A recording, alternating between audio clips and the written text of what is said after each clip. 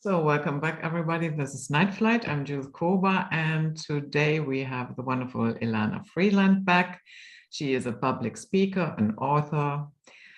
She is a ghostwriter, and she just recently came back from a interesting conference, and I think we will hear about that a little bit as well. So, Elana, welcome back. Thanks for having me again, Judith. Yeah. So how was it? How was it at this conference? Yeah, it was the Red Pill Expo in Indianapolis, Indiana, in the Midwest. And, you know, in this very big country that I live in, I have not been to the Midwest in many years.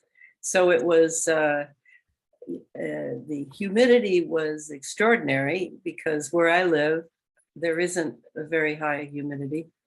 But I pretty much stayed in the hotel the whole weekend anyway.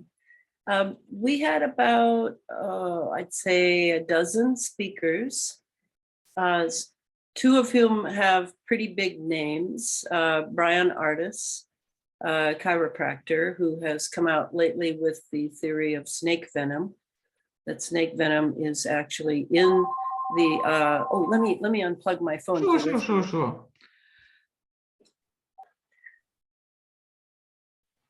So do I need to start over or no? No. The speaker talked about snake venom. Yes, there were two bigger name speakers there. One was Brian Ardis. He's a chiropractor. He's the one who came out with the snake venom theory, that it's in the serums that are being inoculated into people. And then the other person was David Martin, PhD, who is well known for studying the legal elements of what is going on, including primarily the patents. He's a very big patent expert. So it was great to hear them. Also there was Celeste Solom, who was the person I found out about hydrogel and graphene oxide, etc. from. I found that was, oh gosh, more than a year ago she was doing that. So she spoke. And then a wonderful MD, Juliette Engel, a nice German name with meaning angel. She was an MK Ultra survivor of the terrible MK Ultra days. And she is very involved now in child trafficking and trying to stop it. And so she spoke as well. Really wonderful speakers. And then I gave my presentation. Of course, 45 minutes is never enough for me because there's such a complexity in what I have to bring. And I concentrated on my third book, which, to remind people, is called Geoengineered Transhumanism: How the Environment Has Been Weaponized by Chemicals, Electromagnetism, and Nanotechnology for Synthetic Biology.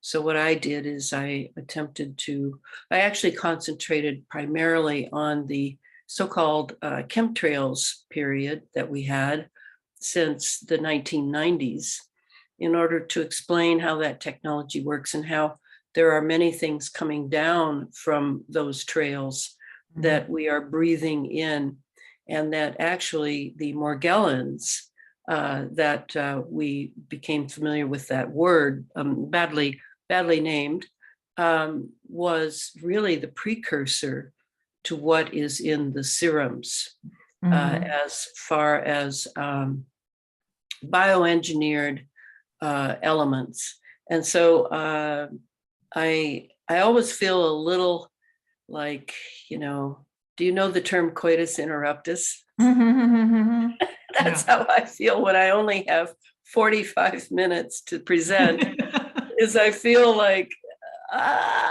there was so much more. But people were very kind, and I sold all the books that I had sent ahead.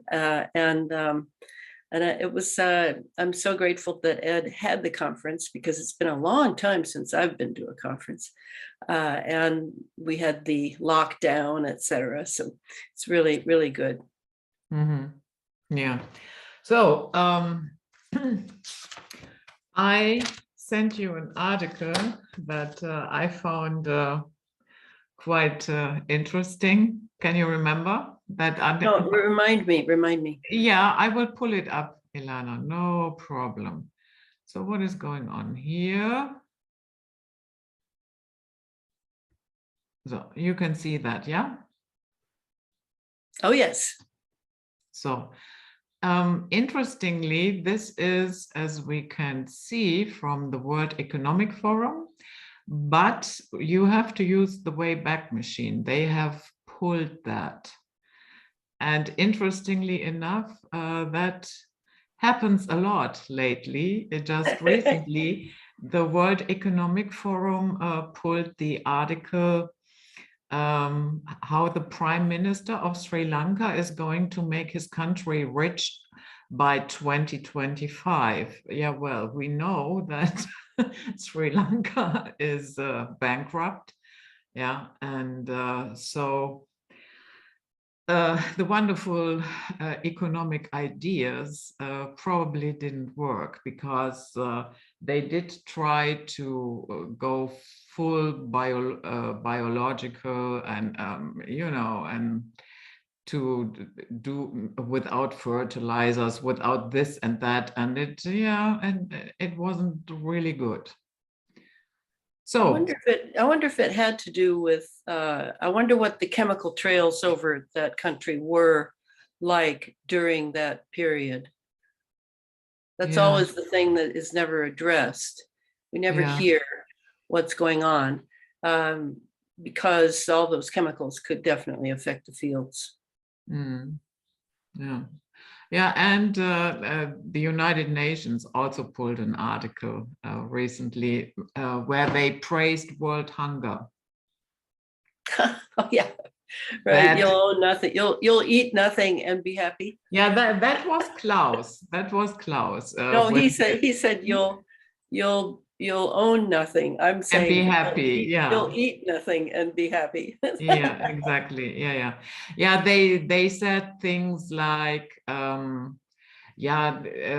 worker who is hungry is more focused and works faster, and stuff like that. And then some publication said, yeah, well, that was a satirical article.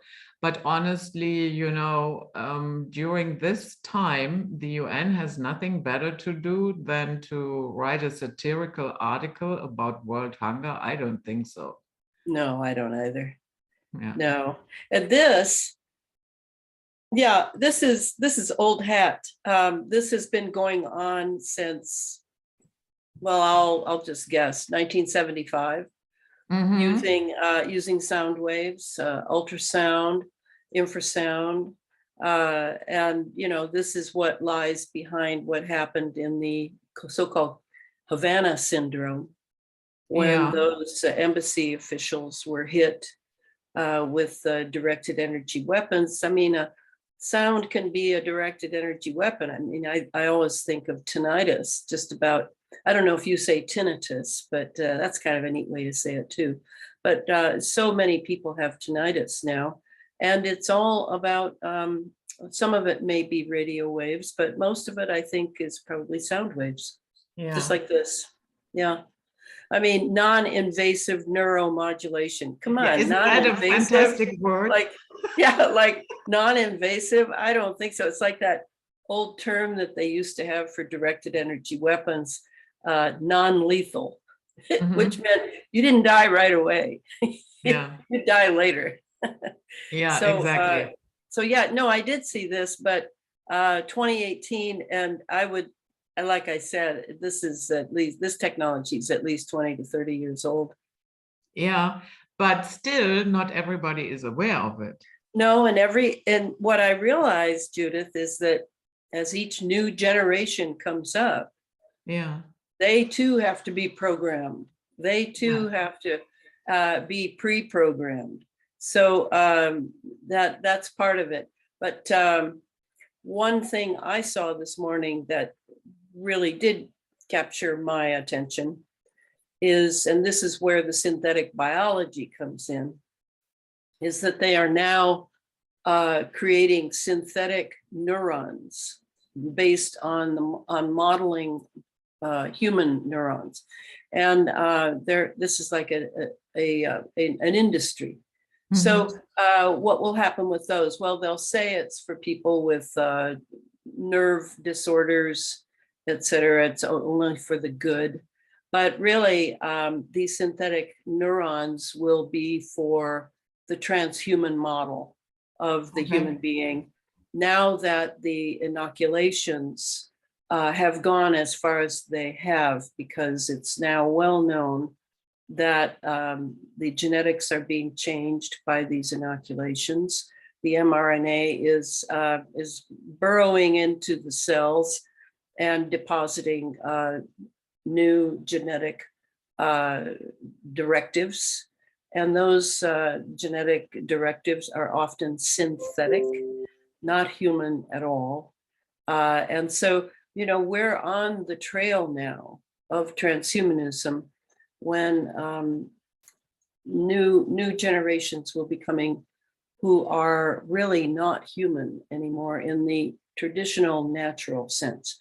And so what that will mean for the species, I really don't know. I know that that's what's been behind the massive push and blackmail and threats of the last almost going on 3 years now, is that to force various nations to subject their people to this assault, and so that the as many transhumans as possible can be created in this particular drama that's behind this one. I mean, to me, this is just the first drama, and now they're switching to an emphasis again on the climate change, so-called, which is really what I write about, which is that it's an actual aerosol assault and is very carefully put together by Big Pharma, same Big Pharma that's doing the inoculations, the serum, same Big Pharma we dealt with in World War II, same Big Pharma we dealt with in World War I and the chemical warfare that wiped out an entire generation of European youth. This is, we have had this cartel for decades and well, let's just say 100 years minimum. And their power is absolutely extraordinary. So, you know, they run the drug industry, the illicit drug industry that the CIA profits from, and other intelligence agencies around the world in the West profit from. So what can we say about this? Well, for one thing, that the West, if it ever had something good in it, which I believe it did, certainly if you read the Greeks, Herodotus and Plato, etc., and you see where there was high-mindedness and an understanding of how the human being can evolve through, in part through a good education, a liberal arts education, we used to call it in this country, how culture can acculturate people and help that human evolution of consciousness. And now it's all fallen into a terrible materialism. And it has made alignments with dark forces. And we can think of those dark forces in materialistic ways, such as corporations, in which you can never find the guilty party. You can never make a lawsuit. All they'll do is cough up a few million to get you off their backs. And the corporations in America certainly run the entire country. And it's those are dark forces to me, because no one is culpable. No one can be captured. You can't even sue their boards.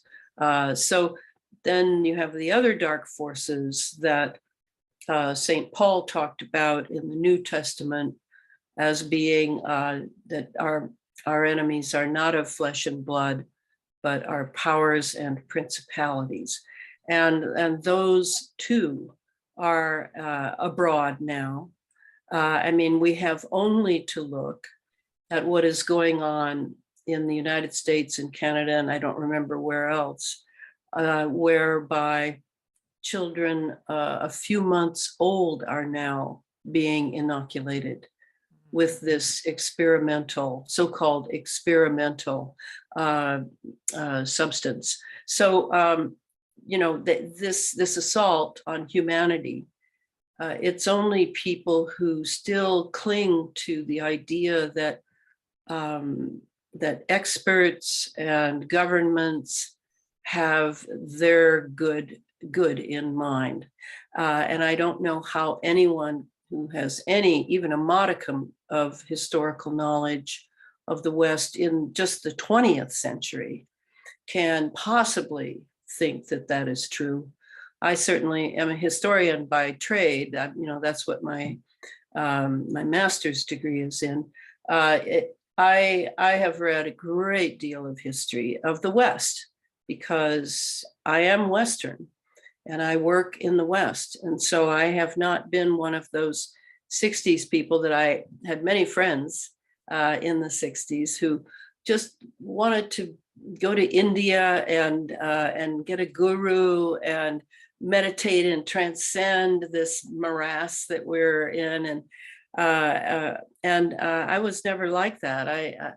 I certainly value the East for its great wisdom of the past, but the West too has had great wisdom.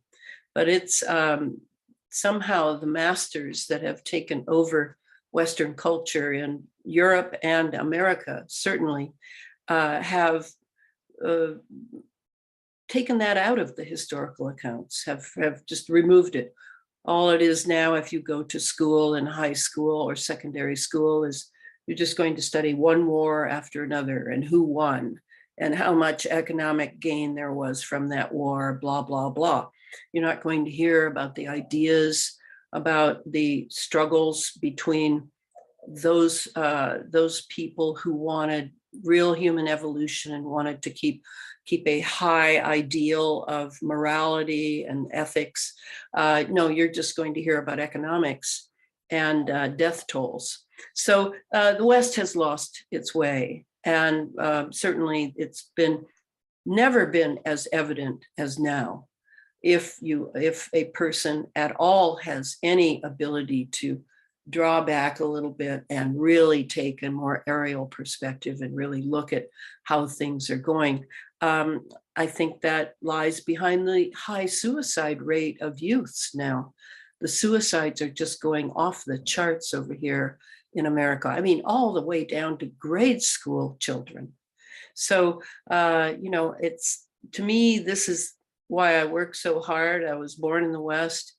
I was actually the daughter and granddaughter of Romanians who had come to this country because their country was completely overridden by communism and the Bolshevist domination and tyranny and totalitarianism that now we're beginning to see rise here.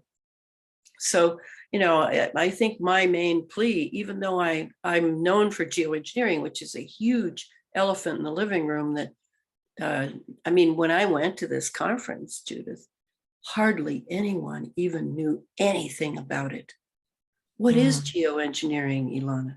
Well, if I brought up the word chemtrails, then they would know, but then they would laugh because they've been conditioned to think of it as a conspiracy theory. And that would be, we could thank the CIA for that.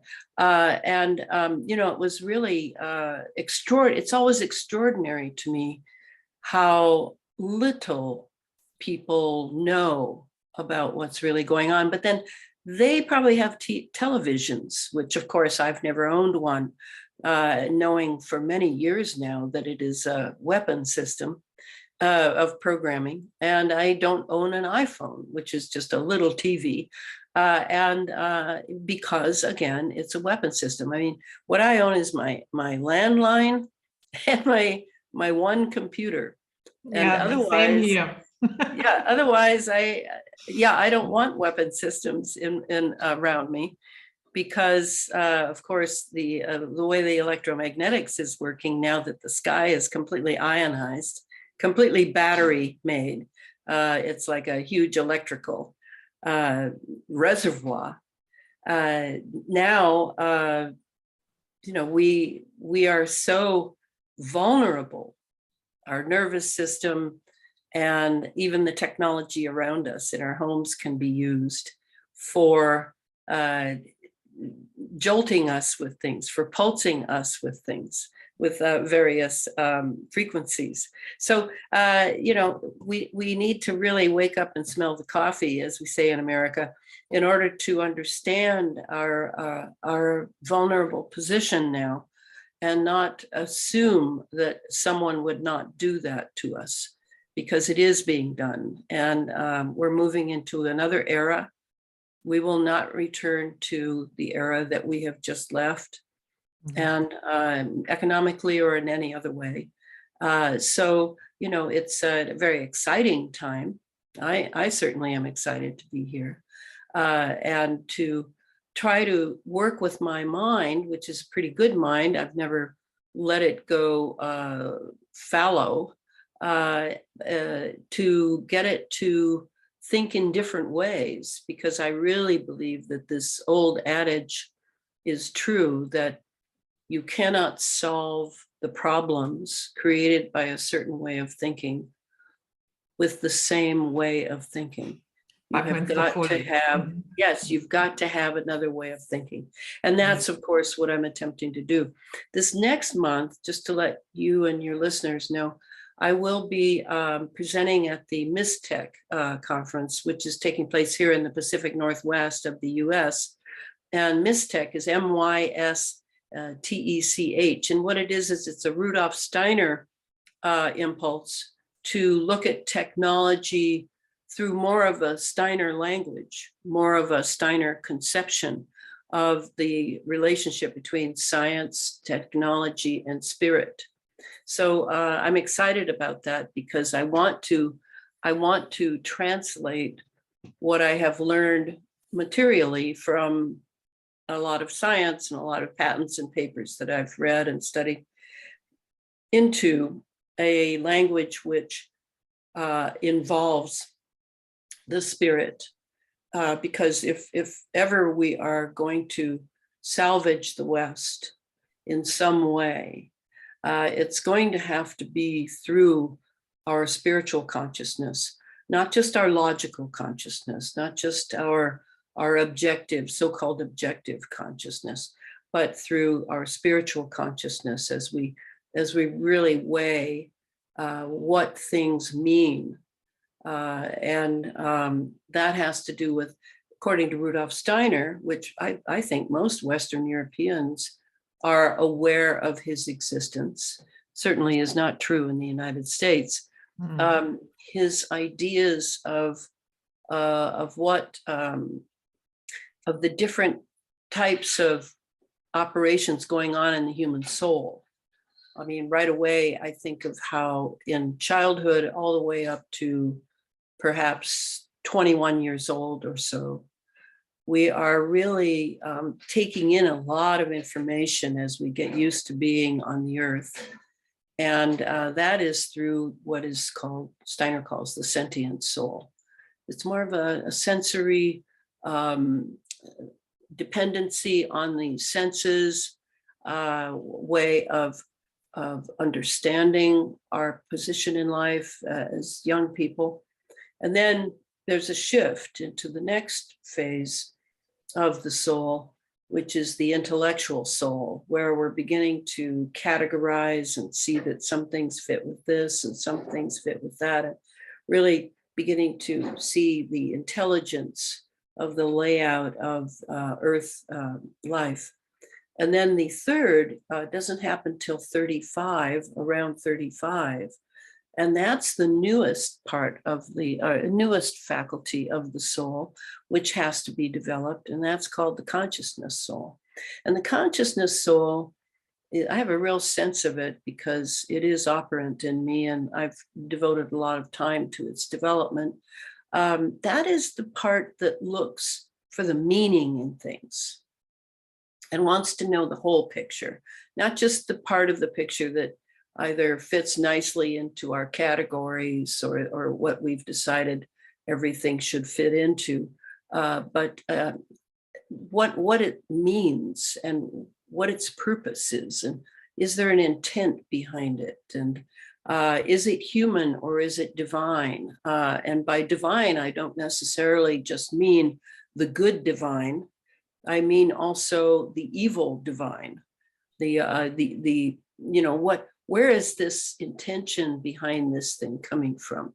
And that's pretty rare to find now. You can tell that we haven't been at this very long, and certainly our masters who set up the poverty line and set up budgets and centralized banks and the way to control our mortgages and the rest of the things, you can tell that they really don't want us.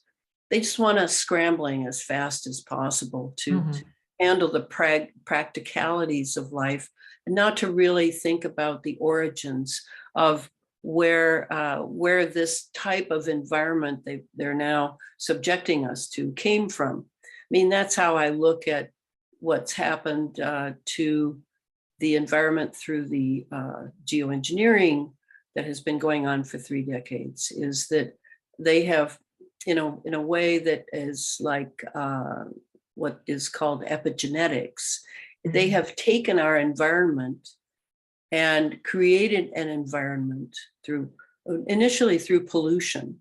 We knew that was going on. That's been since the 19th century, since the Industrial Revolution of that time. Yes, the pollution, our air, our water, our soils, that's one thing. But then a whole other program started with the jets flying and dropping not just fuel detritus, but supplementary chemicals and particles and things that were very, very tiny on a nano scale. A nano is 1/1000th of a meter. You can't see them, but they're real, and they are generally, there's nanoparticles that are natural, but now we have what's called nanotechnology, and these are created with atoms. To create a nano bot, for example, you lay atom next to atom next to atom next to atom, and you come up with different sizes. But because it's such a tiny, tiny realm, and it's atoms, it's on an atomic level, it has a different impact on us when it gets down here from the chemical trails and we breathe it in. We don't even notice it because it's so tiny. And we're breathing in trillions and trillions and trillions of them daily. And many of them are nanosensors. The Air Force and Navy have admitted, and NASA and NOAA have admitted that they're dropping lots and lots and lots of nanosensors in space, up in the stratosphere and above the stratosphere, in order to collect data, because they have teeny, teeny, teeny computers in them that are transmitting and receiving and transmitting and receiving. So we have them in us too, because they go in and then boom, they get right through the blood-brain barrier and they're in our brain. So, the fact that we're all breathing this now, going on 30 years without being informed by our government. I mean, doesn't that tell you something about why we shouldn't be depending on our experts, and why we need to more and more get on our own?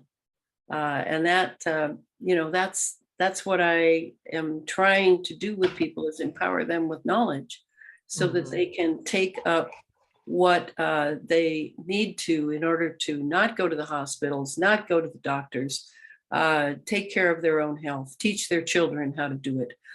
This, you know, we've got to make a turn, because these huge institutions do not care about little peons like me out here on the farm. You know, for them, we're just a bunch of farm animals to be used for this, that, and the other. And I completely accept that. Now we have a lot of doctors waking up, doctors who are losing their licenses to practice once they fall into doubt and start talking. And then we have the other doctors who are adamant, you know, and staying with the program, and totally the AMA advertising agency. So to me, it's just too chaotic as far as what is true and what isn't, who is honest and who isn't, who has an MD on their wall, what's in the hospitals. It's all 5G. Can anything good come from 5G? No, it can't. And entering hospitals to me is the equivalent of entering a potential death center. So we really need to wake up, take up some of the old home remedies, the folk remedies, learning from other people on the internet as long as we have it, and treat our own health and our own homes as experimental labs of how to live with what is beyond our ability at this point to stop. And that would include the chemical trails. I have no plan to stop the chemical trails, because it's part of the secret space program that Catherine Austin Fitts has talked about for years. So there's no way they're going to stop it. Now, they may transform it. They may find another way to do it. But so far, I have not seen that. So that's kind of where I'm at. And, you know, I'm not a fear porn person. I do encounter a lot of people who listen to me and attempt to read my big giant book, and who all they can think of is if they like it or not. It's like this response reaction programming that we have. If I don't like it, I don't want to do it. If I do like it, that means it's kind of easy and I'm not having much of a struggle to understand it. So I've had people ask me to please write a Reader's Digest version of my book and just go through the bullet points. And you know what I say to those people? If it's that hard to read that you can't concentrate, then you're not willing to do the calisthenics to learn how to concentrate again and learn how to remember and dig in and research, then go and watch all the videos on the net of me talking on radio shows and at conferences. And you know, it's your problem. It's not my problem, because I'm not going to write an Elana Freeland for Dummies version of what I just did. I'm just not going to do it. So anyway, that idea that if we could just bear down on ourselves and get a different idea of being an American over here, that you know, instead of comfort and convenience, and that's an American. That's really how people think here. That's all they care about. They'll sell their soul for comfort and convenience. That is a very, very dangerous thing. And yes, these people don't know that we are spiritual beings. They don't know that when you die and that little envelope that was you that slips under the door from one room to another, that you're going to have to look at what you've done here and really weigh how you did when you had this fascinating, fantastic opportunity to face this huge crisis we're in now. Like, you know, the Chinese have a character for crisis, and part of it means opportunity and part of it means danger. They go together. So we have that opportunity now to really grow as souls who are on the earth only for a little while, each lifetime, if you subscribe to that, which I do. And then our little envelope is slipped under the door and we go to another realm, just like in quantum physics, just like quantum physics says. I want to, my great desire and objective is to die with as few lies in my soul as I can possibly do while I'm here. And that includes my personal lies, my personal life lies. It includes my public life lies, historical life lies, all of it. And that's why I'm dedicated to knowledge. And you know, the bad guys, they have a lot of money and resources that, of course, we don't have, but they have a lot of people working for them who make up the difference between their intelligence and their ability to gather hard to get information. They too know that knowledge is power, and they want us to not have that power. They want us to just curl up on the couch and watch old movies or old TV series and you know, gain more and more weight as we eat foods that are not really food, GMO foods. Yeah, that's what they want. And then the medical industry grows rich from our ill health. The big pharma grows rich from our taking a bunch of medications. And we are no more than pawns. So if they lack respect for the common people, there's a reason they lack respect. And that normally is not just because they think they're superior to all of us, but because they actually tend to use their lives quite expediently. They are not of the idea that I can just kind of sit this dance out. They are raised, their children are raised entirely differently from ours. And, you know, they have private schools, they have tutors, they take preparing their children for leadership and even for tyranny types of leadership very seriously. Their children don't watch TV. Their children are prepared very consciously. But like I said, most people are busy working to pay off their mortgages and are constantly challenged by the possibility of losing their jobs because they won't vax or something else. Our enemies do not have that disadvantage. They have advantages. But on the other hand, let me tell you some of the disadvantage they have. They have, in order to do what they do, generally they have sold their soul, and in a way are no longer human. I mean, the one advantage to this era we're living in now with this genetic drive thing going, gene drive thing going on, is what is a human being? I mean, is it just someone with a head and a thorax and arms and legs? Oh, well, I know that a supreme justice can no longer answer the question, what is a woman? Yes, that's right. So the idea, I mean, all of that has to do with the advent of transhumanism to make us confused about what we have sort of unconsciously for thousands of years, if not millions of years, assumed regarding what a human being is, what a woman is, what a man is. And so it's all jumbled now.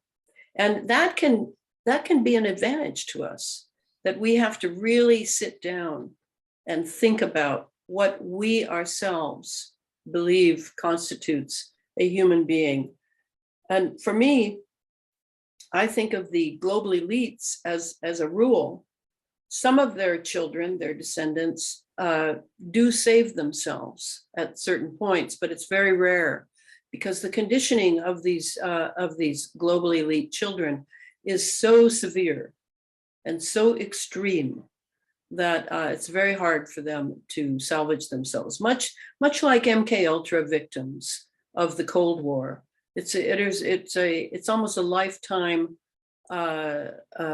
feat to deprogram themselves from the power and the of the machines that have been used on them. And it isn't, it's like everybody says, well, why don't they just choose to? Well, there is no choice.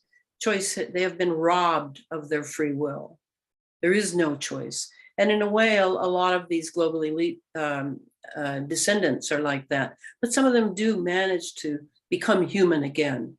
But if they sacrifice their humanity for the sake of watching the family fortune or doubling the family fortune or whatever it is, then you can assume that something will come in to fill that vacuum. Oh, yeah. Because there's a rule, nature abhors a vacuum. So, when people talk about aliens and entities and reptilians and grays and all that stuff, I don't get very particular in that area. I'm not an expert, but I do know that if we sacrifice our humanity for the sake of some flimsy excuse, like pleasing daddy or doing the right thing, or all the things that we're told, without really comprehending which qualities make us human, and to those we should adhere in an extreme manner in this age of machines and technocracy, then some entity will come in and take us over. And then we have the problem of addiction. Then we have the problem of being targeted. There are many ways that entities can take over our humanity if we are not really surveillant and almost, a lot of people think I'm paranoid because I've been electromagnetically assaulted. I definitely have. On this recent book tour, I was hit very hard in Los Angeles consistently, to the point where I could not hold any food down for 7 days. Wow. And I had to constantly sleep between talks so that I could do the talks with, not in my normal energetic, vivacious, positive way, but in a way that people would not feel cheated either, of why they had, I'd had that commitment for several months. So whoever was doing that to me, or whatever agency was doing that to me, they knew full well that it was really challenging me to fulfill my obligations. But I was able to, all the way to New Mexico. I think I gave 16 talks in a month, and it was too much. I should not have done that. I should not have taxed myself to such a degree. But it's hard when you're 75, but your body is your immune system is so good. Mm-hmm. And what I learned was, and I don't know that we'll have time to talk about it today, but I was giving a PowerPoint on exactly how symptoms can now be transferred through 5G, 6G systems to us, so that we have symptoms. We could have COVID symptoms, we could have Ebola symptoms, we could have measles symptoms. We have symptoms because symptoms are only frequency. So if they can transmit frequency of a particular set of symptoms, then our body will immediately go into those symptomatic signs of that. It could be, in my case, it was no energy, digestive shutdown, and sometimes it was I could feel it in my head. I could feel a ray on this side. So I had a set of symptoms that a lot of people thought, oh, well, the tour is hard and she's weakened. No, but I did weaken myself. And then when I hit LA, it's all 5G there. It's just all 5G, and the sky looked like a science fiction sky. It was so murky and so electrified and chemicalized. So I knew I was being challenged, because I am not used to being in a 5G environment, and I'm not used to the geographic area of Los Angeles and the sky that they have. So yes, I weakened myself, but then that was taken advantage of by whoever runs my file, is how I put it. And it was to basically weaken me, not to kill me. It was to say, perhaps, we're here. We know where you are all the time. We know what you're doing. And then also I was speaking at the Robert Kennedy Children's Defense League, which is highly thought of. And it was a very big crowd who were coming. And I think it was to weaken my performance there of my PowerPoint and my presentation. Fortunate for me, I had a friend who has skill in this area, and she was able to send perhaps a couple of legions of angels to surround me, because I felt incredibly energized that night and was able to do such a good job. I had 2 or 3 standing ovations. So it didn't work if that was the purpose. But eventually I was so weakened that I had to cancel 2 venues and come home, fly home. I had planned to go by train, but I had to fly. I had to come immediately because I literally had no energy. And I lay on the couch for 5 days.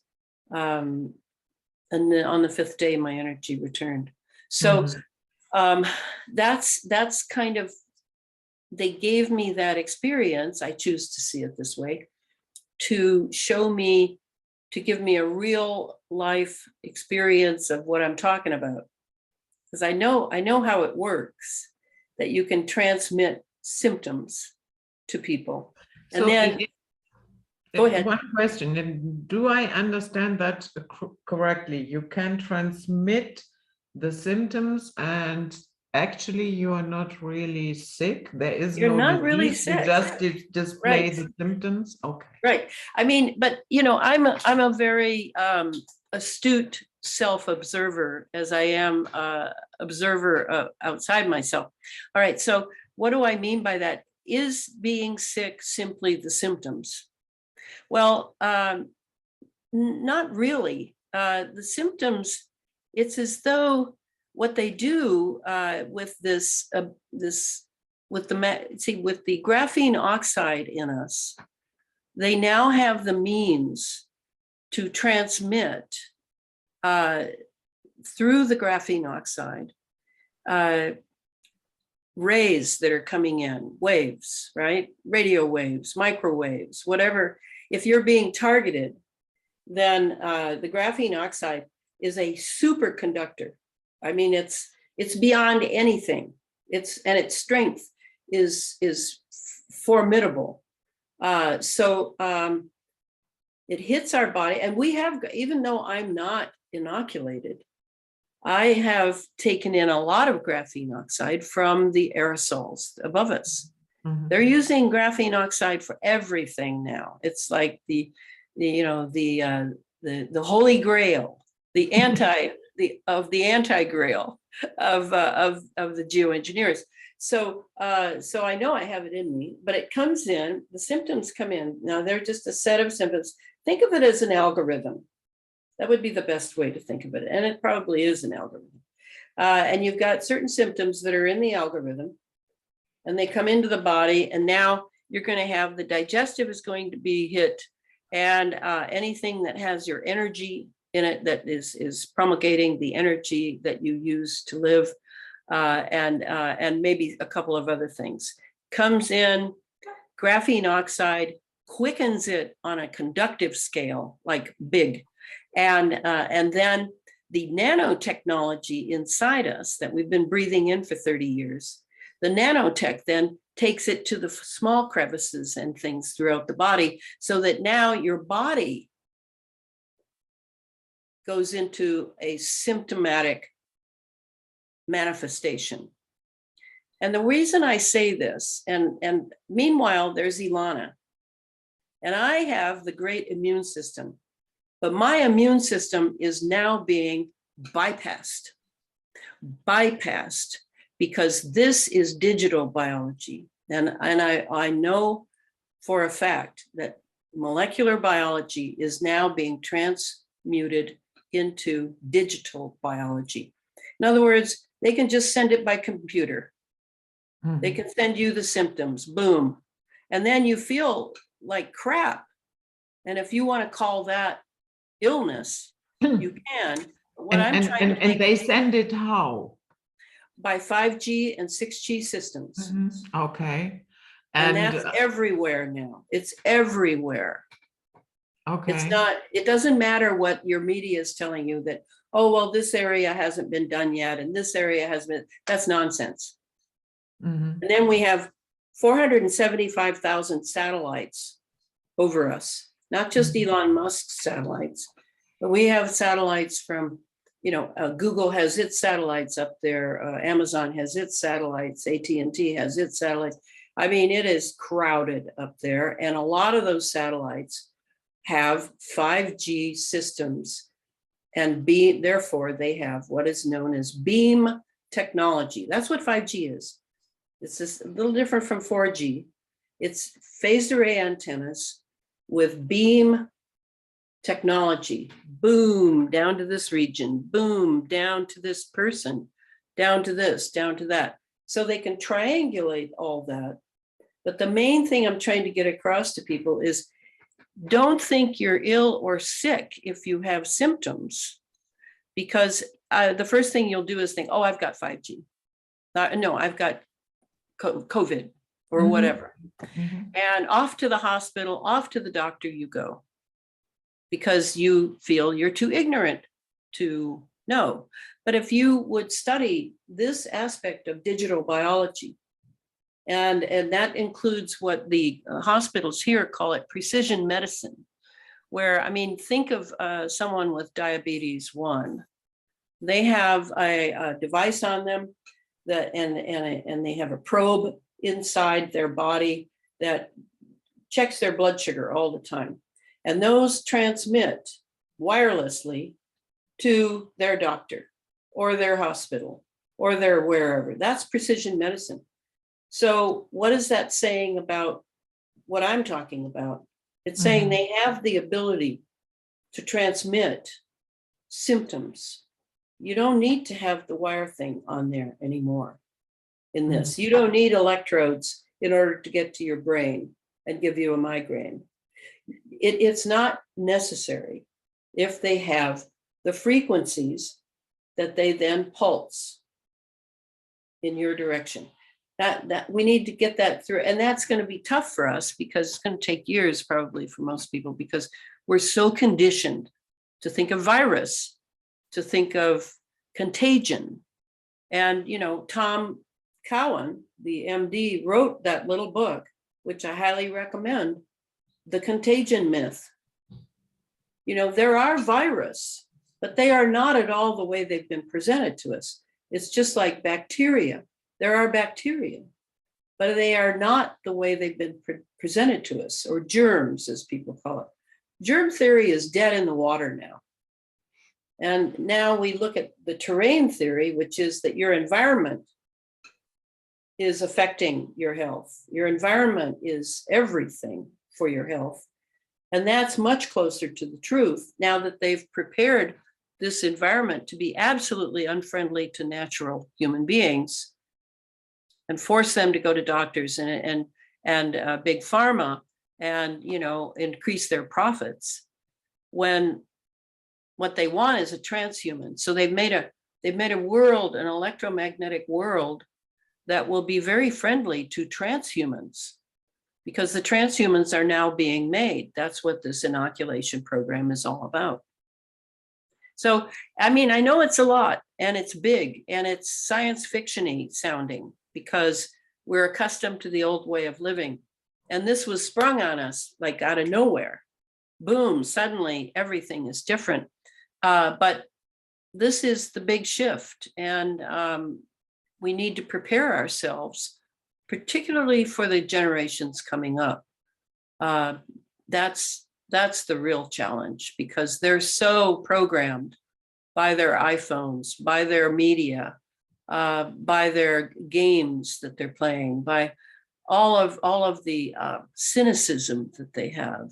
I don't know how it is in Europe, but kids here are incredibly cynical, and the suicide rate, et cetera. So, if ever there was a call to action and a call to knowledge, instead of just kind of, making sure our bank account is solvent and can carry us forward, to really look at the consciousness spiritual bank account and to start drawing on it to do some things here that will help to wake us up to the situation we're in. And that's, that's what I'm trying to do. And a lot of the people who are at the conference, in their own way, it might not be as big a way as mine, but they are trying to do the same, wake people up. Yeah. So in other words, I'm sitting in front of my computer, I'm working on something, and whether or not I have 5G antennas around me or not, that doesn't matter. They can send a signal, not like an email. They just target the device, the laptop, let's say, and that way they can spread whatever they have encoded. Right. The way I would say it is the devices, particularly the Internet of Things devices, like new washing machines, new dishwashers, new TVs, etc. They can utilize all of that electromagnetic energy from those devices and just inundate a household, inundate a region, a neighborhood, a region, and then it can be activated by laser from the satellites, or it can be activated by the satellites triangulating with cell towers, or a cell tower and an iPhone. I've told everyone, get rid of your iPhone. It is a weapon system. Yeah. I don't care how fun it is. I don't own one. And therefore, I didn't have to go through the addiction process and getting off of the addiction, because they are made to be addictive.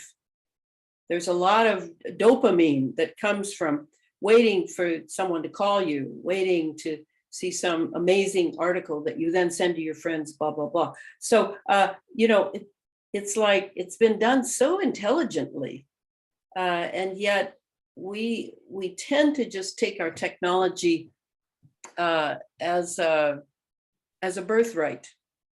Like, well, we're in the West. We're known for our technology. We get to have this cool stuff. But this cool stuff has a very big back. As the Chinese say, the bigger the front, the bigger the back. So, think it through. Think it through and figure out your environment. And what I'm recommending to people is that, for example, are you still sleeping on a bed that has metal coils in it? You probably shouldn't be, because that's an antenna. And it'll pick up whatever is around you and moving through your house and your body and everything else. So that's one thing.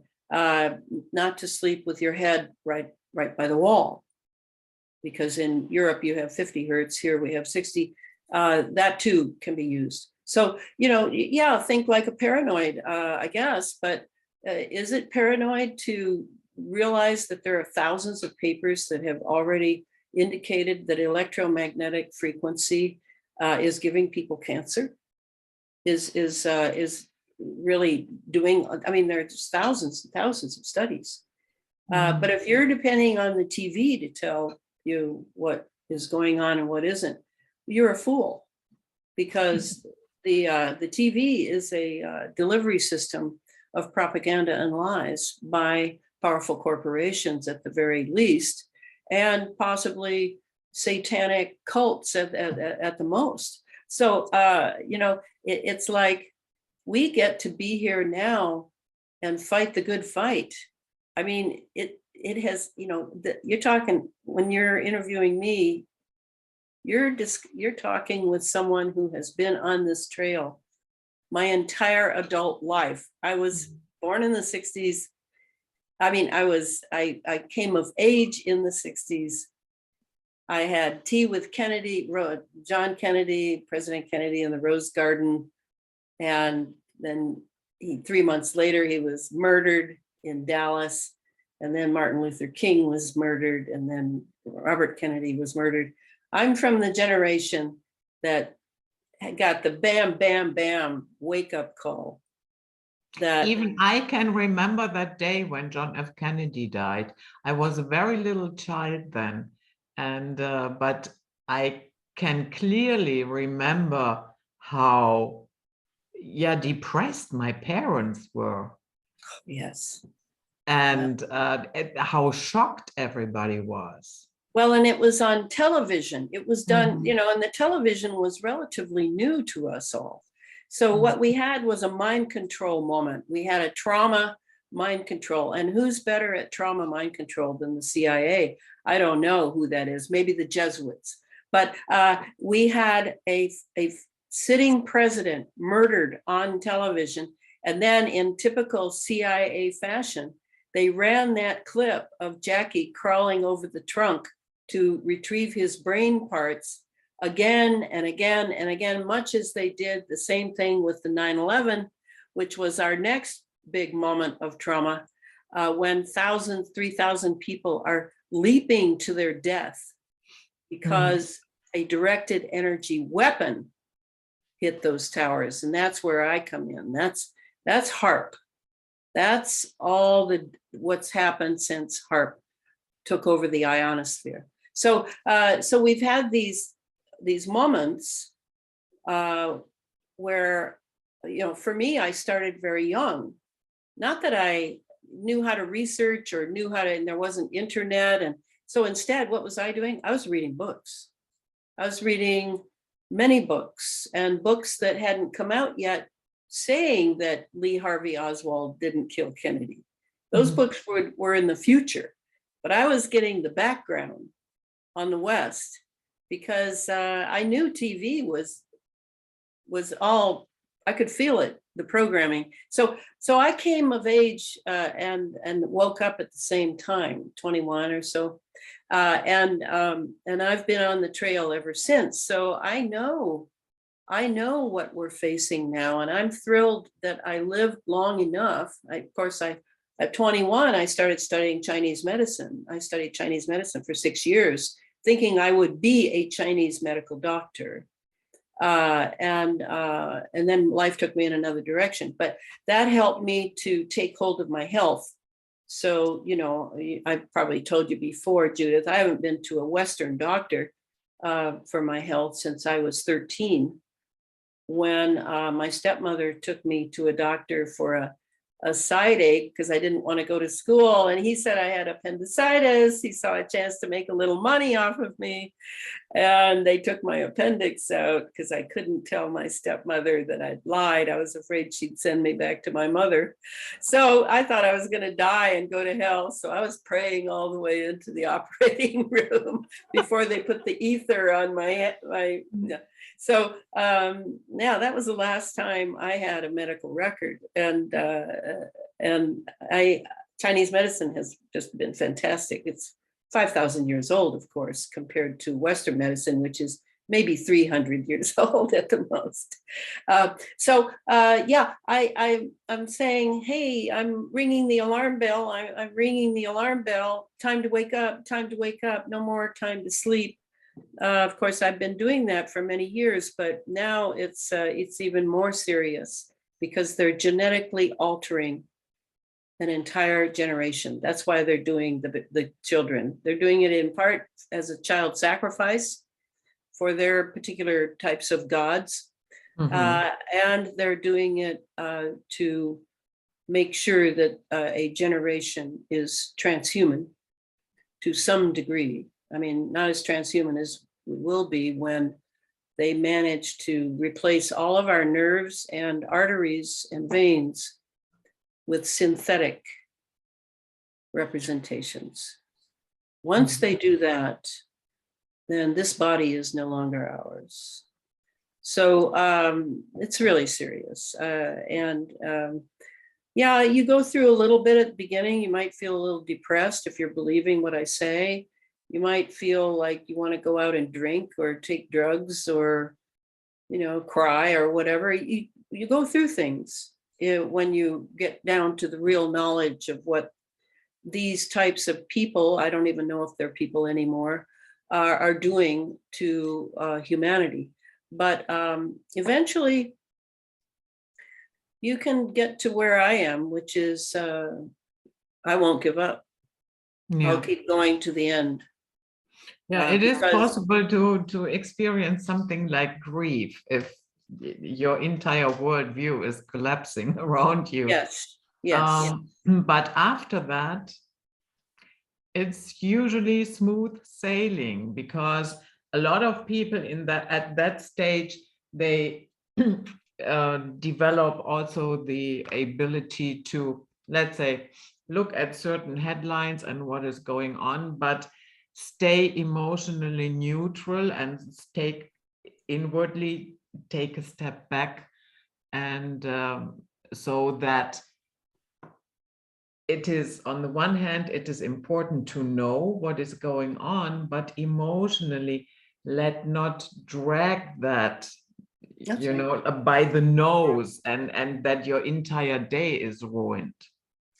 Yes, and of course, at that point, you know, if you have the aha that you are a spiritual being living in a material world, like Madonna sang in the 80s, then you may want to think, what shall I do? How shall I change my lifestyle now?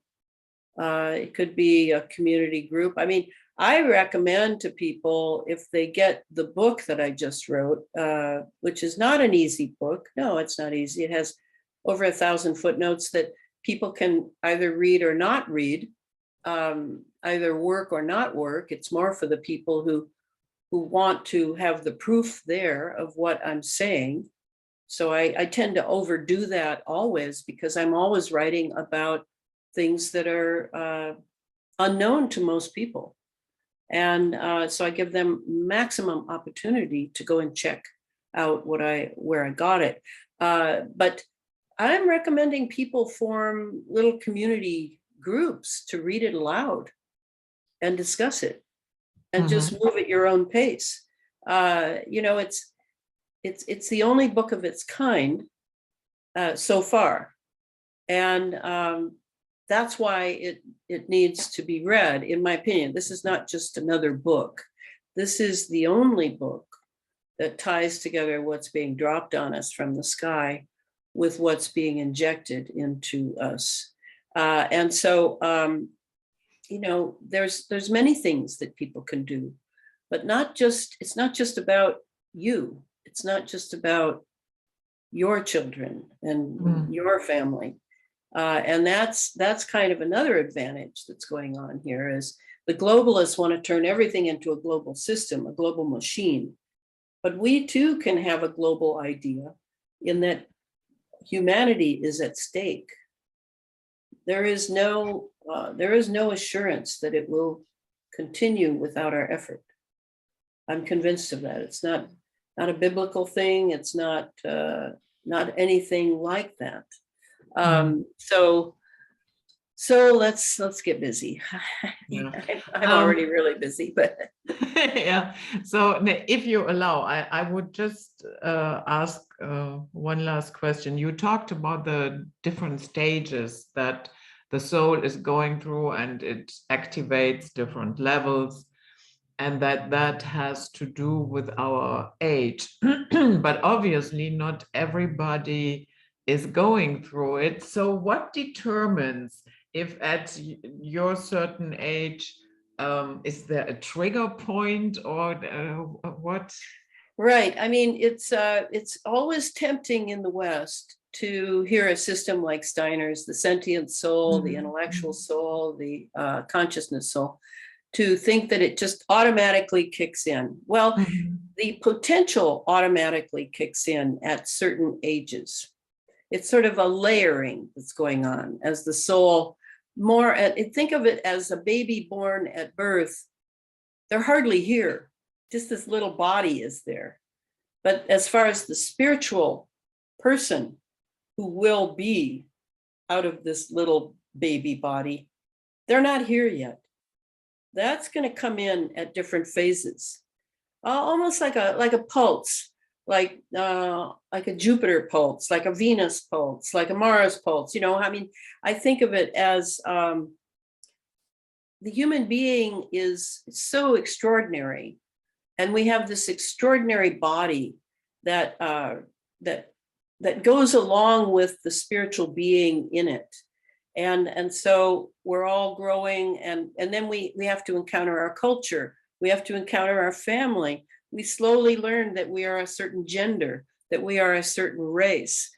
All these things, I mean, just massive, massive download, to use a computer word, of what a human being, what this particular human being will be. So as we do that and we go through those pulses of entering this body and being more and more and more who we are, that's how it happens. So someone who's not as conscientious about consciousness as I am can go through the sentient soul, and somehow they get snagged there. So the rest of their life ends up being stuck in the sentient soul. It's all about sex. It's all about eating great food. It's all about sensual stuff. And intellectually, maybe they have some of that, some of the intellectual soul, but only enough for them to get by and feed their sentient soul.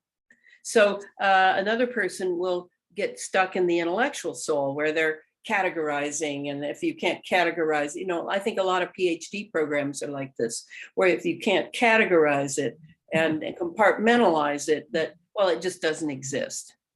So then, then maybe one day one of those intellectuals that has the PhD suddenly has an experience and now wants to know the meaning of something, wants to know where it came from. And is it really true?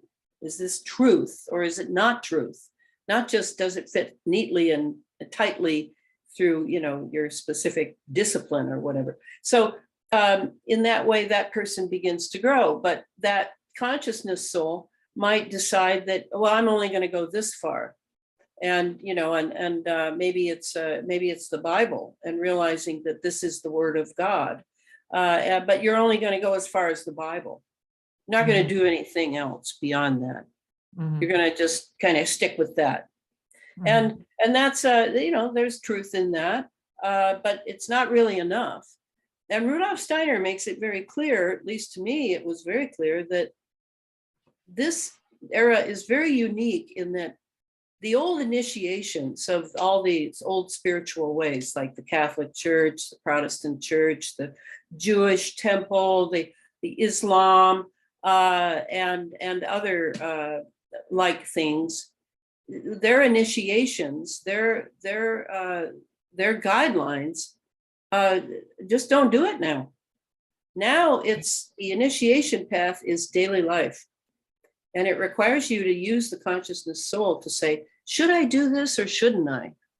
Is this the right thing to do or isn't it? It isn't just a matter of you've got the 10 commandments here or you've got a rule book here. It's a matter of you reading what the situation is and deciding on doing the right thing for what you think is the right thing, not the Bible or the minister or the rabbi or anything. So, that's the age I live in. And that you can become quite a good person and a very and an open person by approaching life that way. So I often say, and it has been true for me, that while I'm making plans, life is sending me just what I need. Yeah. Because it's Exactly. in charge of my initiation into my humanity. Mm-hmm. And that is another thing I just want to, are we close to the end? I can't remember. No, Elana, go ahead. Okay, so the thing that is so amazing is that that life itself is a spiritual journey, whether or not you know it's a spiritual journey or not. Doesn't matter. You don't know it, you're on it anyway. Even if you don't believe in spiritual things, you are on a spiritual journey. And it would be better, since you're already on it, by being born here, because that was not an accident. Does not matter what you think. You chose to come. All of us chose to be here now. That you might as well make the most of it by making it conscious and intentional and really working to develop yourself. Because, hey, you could even say, maybe Elana's right. You know, I died at 22 in a wave at Makapu, and I did die. I mean, I heard the little voice. I couldn't find the top of the water, and I'm spinning, and then the little voice says, "You're going to die now." And then I start speeding down that tunnel that I read about years later. This tunnel everybody talks about when they die, on the operating table or somewhere. And down at the end of the tunnel, which I'm going thousands of miles an hour, going super fast, there's a light that is so beautiful. And I know that that's my real home. That's where I'm from. And I'm like, yeah, I'm going home. I'm going home. And then suddenly I start going backward. No. And I don't want to go backward. I want to go home. And then I end up puking my guts out on the beach. And I was depressed for a few days. I do not intend to go into the direction of that light. I think that is where they hijack you, and then you get your memory wiped, and you get convinced to make another round here. Make another round here. But it's out of a divine law. It's not out of. I think I'm not saying you cannot escape it, of course, but to me exactly that the tunnel and the light is a trap, and it is false light. You think it's false light? Well, then maybe that's why I came back. You know why? Because original light that is not reflected by anything, it cannot be bright. No, it wasn't bright. But it sounded as if it, so there was light and it was not bright. It was subtle. Okay. But it was very beautiful. And you're right. One has to be careful when you talk about light, right? It could be luciferic light. Yeah. So, but I did come back. And from that day, I realized I was a spiritual being. And that was the good part. And then I needed to get busy. And that was at 22. So I have known since I was 22. Of course, I knew before because my grandmother, Romanian grandmother, was a Roma. She's a gypsy. She was clairvoyant. So she knew that there are many levels of reality and many things going on. And I'm sure that I was much closer to her than I was to my mother. So I think that probably a lot of that was portrayed. So you asked originally why some people develop the consciousness soul, for example, and some don't. I think that's it. That you who have lived before maybe many lifetimes, you're already awake in some way, and you don't have the concept. I didn't have the concept of the consciousness soul, but I noticed that there was a part of me that was constantly looking for meaning and what something means. And that in itself, then years later, I got the concept from the Rudolf Steiner people, that's what that was. It was a different part of the soul that I was using than I was using to like get A's in school, where I was dependent on the intellectual soul and, and all the reading I was doing and that sort of thing. No, it was the consciousness soul. And I'm still working on that consciousness soul. And I'll be depending on it next month when I give that talk at the Mystech conference to translate a lot of this intellectual soul stuff of the book into a more meaning context in Steiner language. Yeah, when you talked about those people that get stuck in the on the first stage and about sex addicts and so forth, when you drill down a little bit, many sex addicts actually have been abused, and that is a side effect of that. Well, and abuse is huge, and that's why.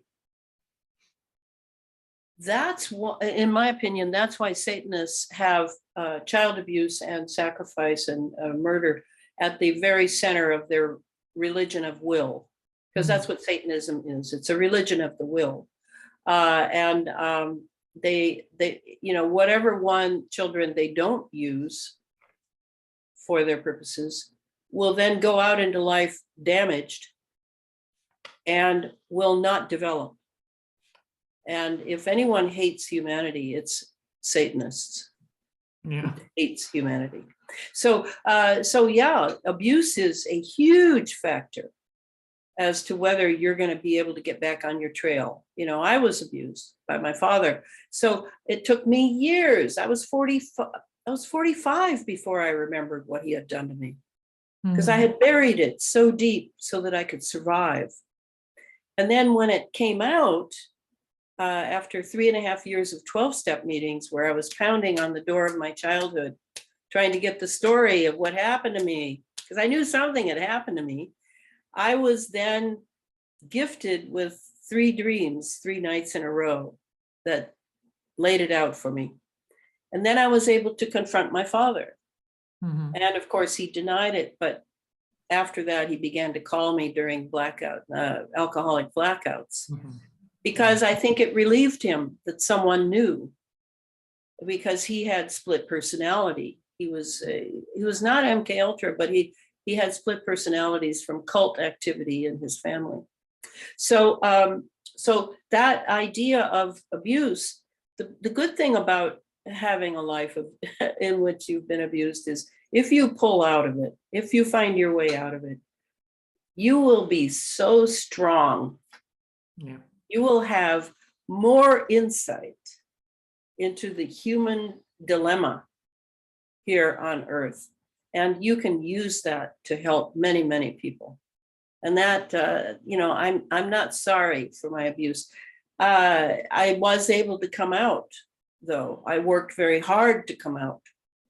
But once I remembered all the patterns with men and things that I had before, just were over, gone, absolutely gone. So, there is a reason to work at that first, but I'm glad you brought that up. The abuse has to be handled before you can hope to help humanity, as many people want to do. You have to do that first. Yeah. And also a word of caution here, there are so-called therapists out there that have a tendency to make you believe that you are a victim of child abuse and you're actually not. No, there's nothing good I can say about therapists. I know there are some good ones. I know that, but I don't know how I'll know unless I, dive in or more than a toe. And so I did it through the anonymous program of 12-step, but even there they try to catch you, or the members. They say, well, you've got to always come because you'll always need this. No, not necessarily, but you have to come long enough that you can find out your story.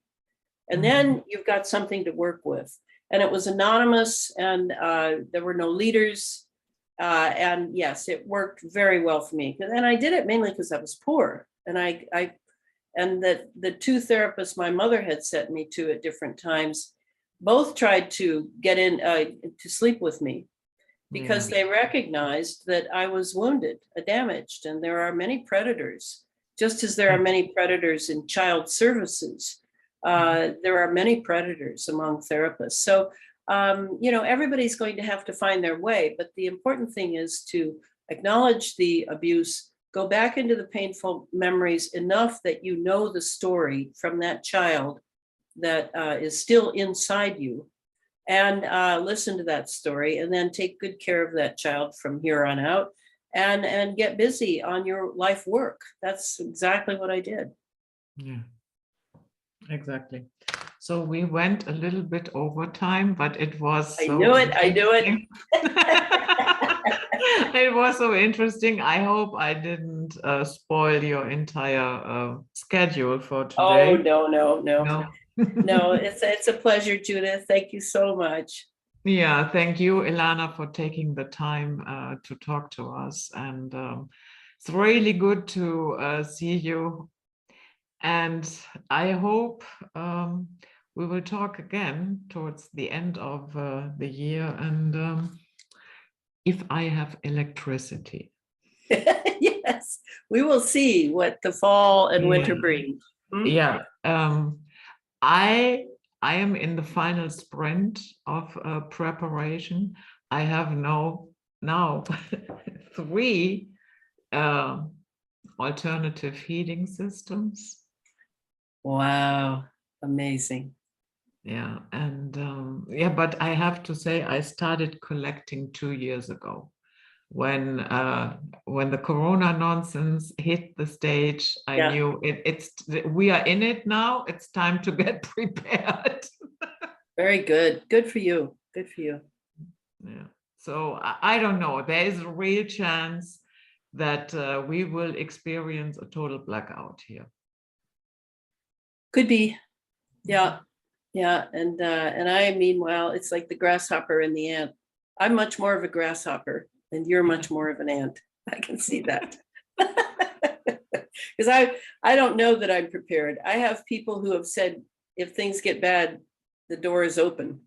And that may be what I have to do at some point. I don't know. But yeah, if that is an option, fine. Yeah, if nobody feels,